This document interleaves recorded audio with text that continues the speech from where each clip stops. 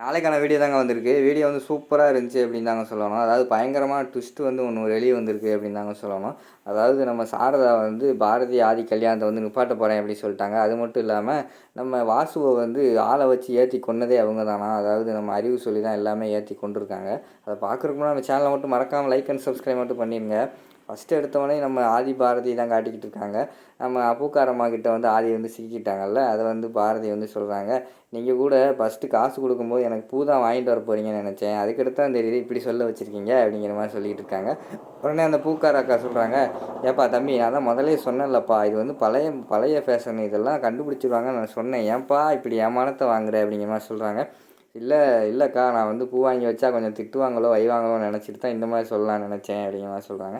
"எப்பா இந்தாப்பா அந்த பிள்ளை வந்து பூ வச்சு விடு தலையில, அந்த பிள்ளை சிரிச்சுக்கிட்டு இருக்கு பாரு." அப்படிங்கிற மாரி சொல்றாங்க.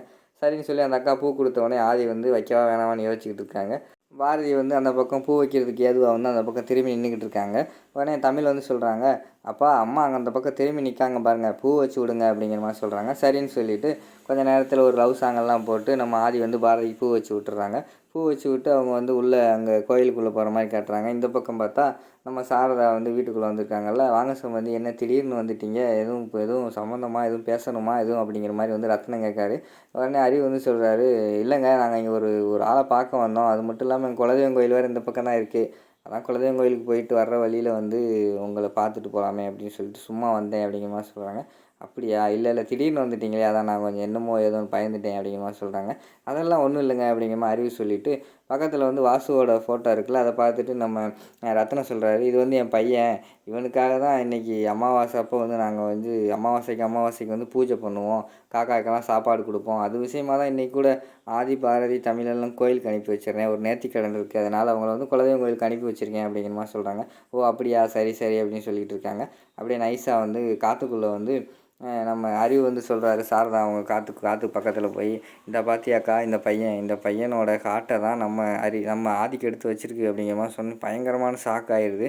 "என்ன சொல்கிற அறிவு?" அப்படிங்கிற மாதிரி கேட்டவுடனே, "ஆமாக்கா அதான் உண்மை." அப்படிங்கிற மாதிரி சொன்னோடனே பயங்கரமாக ஷாக் ஆகி பார்க்குறாங்க. உடனே ரத்னம் வந்து சொல்கிறாரு, "எல்லோரும் இருங்க, டீ குடிச்சிட்டு போங்க. மரகதம் போய் டீ போட்டு கொண்டு வா." அப்படிங்கிற மாதிரி சொல்கிறாங்க. உடனே சாரதா அம்மா வந்து ஷாக்காக இருக்காங்கல்ல, உடனே வந்து அவங்க சொல்கிறாங்க, "இல்லைங்க நாங்கள் கிளம்புறோம். சும்மா தான் பார்க்கலான்ட்டு வந்தோம். வேறு ஒன்றும் கிடையாது. நாங்கள் வந்து கிளம்புறோம்." அப்படின்னு சொல்லிட்டு அவங்களும் கிளம்பிடுறாங்க. கிளம்பிட்டு அவங்க வெளியில் வர மாதிரி காட்டுறாங்க. அடுத்த சீனில் வந்து நம்ம ஆதி பாரதி வந்து அவங்களோட லவ்வை ஷேர் பண்ணுற மாதிரி காட்டிக்கிட்டு இருக்காங்க. ஆதி வந்து ஆல்ரெடி லவ்வெல்லாம் சொல்லிட்டார்ல. பாரதி வந்து சொல்கிறாங்க, "ஆதி நான் வந்து என்னோடய கணவனை இழந்து ரொம்ப கஷ்டத்தில் இருந்தேன். அது ஒரு ஆக்சிடெண்ட்டு. அதை மறந்து என்னால் வர முடியல. அது மட்டும் இல்லாமல் நீங்கள் அதுக்கடுத்து தான் என் லைஃப்பில் வந்தீங்க. உங்களை எனக்கு பிடிச்சிருந்தது. ஆனால் நான் வந்து இப்படி இருக்கேன். ஒரு விதவையாக இருக்கும்போது உங்களை லவ் பண்ணும்போது இந்த சமூகம் எப்படி எடுத்துக்கிறோம் அப்படின்னு தெரியலை. அதை உங்ககிட்ட சொல்ல முடியலை. நீங்கள் என்னை விட்டு விலகி போகும்போது கூட நீங்கள் என்னை விட்டு போயிடக்கூடாதுன்னு தான் நினைப்பேனே தவிர, நான் வந்து நிஜமாகவே மனசுக்குள்ளே வந்து உங்களை விட்டு போகணும்னு நினைக்கவே இல்லை. அது மட்டும் இல்லாமல் நான் எங்கள் மாமாவோட ஃபேமிலி கூடவே இருக்கிறது எனக்கும் தமிழுக்கும் ஒரு பாதுகாப்பு வேணும்ல. அதனால தான் அவங்க கூட இருந்தேன். அது கடைசியில் பார்த்தா அவங்களே வந்து அவங்க அவங்க மகன் 2வது மகனுக்கு என்னை கல்யாணம் பண்ண சொன்னாங்க. ஆனால் என்னோடய வாசு வந்து சாகும்போது என்கிட்ட வந்து சத்தியம் வாங்கிட்டு தான் செத்தான். நீ வந்து விதவையாக இருக்கக்கூடாது. கண்டிப்பாக வந்து நீ இன்னொரு கல்யாணம் பண்ணிக்கணும்னு சொன்னான். ஆனால் கடைசியில் துறையவே என்னை கல்யாணம் பண்ணி வைப்பாங்கன்னு எனக்கு தெரியாது. எனக்கு பயங்கரமான ஷாக் ஆயிடுச்சு. கடைசியில் நீங்கள் வந்து காப்பாற்றி எப்படியோ நமக்கு இப்போ கல்யாணம் நடக்க போகுது. எனக்கு வந்து அதை கேட்டால் ரொம்ப சந்தோஷமாக இருக்குது." அப்படிங்கிற மாதிரி வந்து பாரதி சொல்கிறாங்க. உடனே ஆதி வந்து சொல்கிறாங்க, "பாரதி நான் என்னோடய லவ்வை உங்ககிட்ட சொல்லி சொல்லி சலிச்சு போச்சு. என்னோட லவ் பழசு தான். ஆனால் உங்களோட லவ்வை கேட்கும்போது எனக்கு ரொம்ப புதுசாக இருக்குது.